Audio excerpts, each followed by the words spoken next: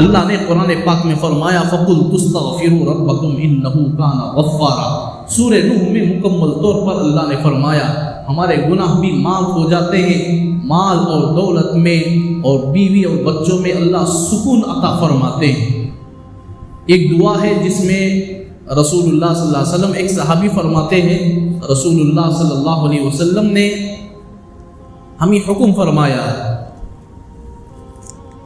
ایک چھوٹی سی دعا ہے جس کے بارے میں رسول اللہ صلی اللہ علیہ وسلم سے ایک صحابی نے پوچھا یا رسول اللہ صلی اللہ علیہ وسلم،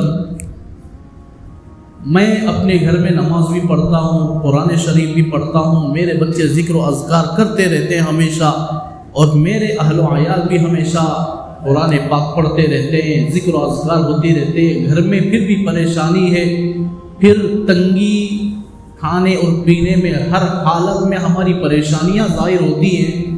تو حضور علیہ السلام نے ہمیں ایک دعا کی تلقین فرمائی، وہ صحابی کو فرمایا۔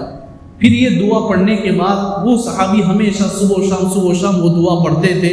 پھر چند دن کے بعد رسول اللہ صلی اللہ علیہ وسلم نے فرمایا تمہارے گھر کے حالات کیسے ہیں؟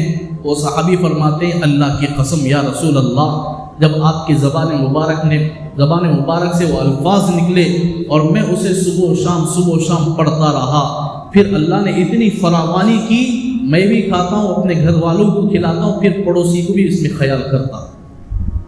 تو ایک چھوٹی سی دعا ہے، آپ بھی ایک مرتبہ پڑھ لیا کریں، اگر ہو سکے تو صبح و شام پڑھتے رہے۔ اللہ کرے کہ ہماری دنیا بھی اچھی بنائے، دین بھی اچھی بنائے، دنیا بھی اچھی بنائے، آخرت بھی اچھی بنائے۔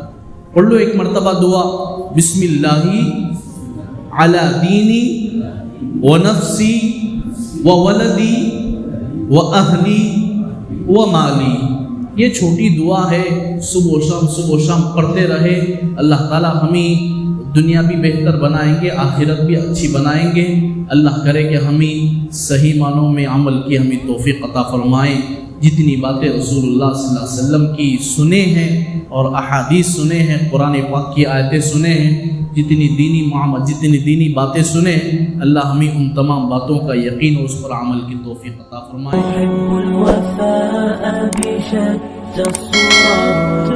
أحب الوفي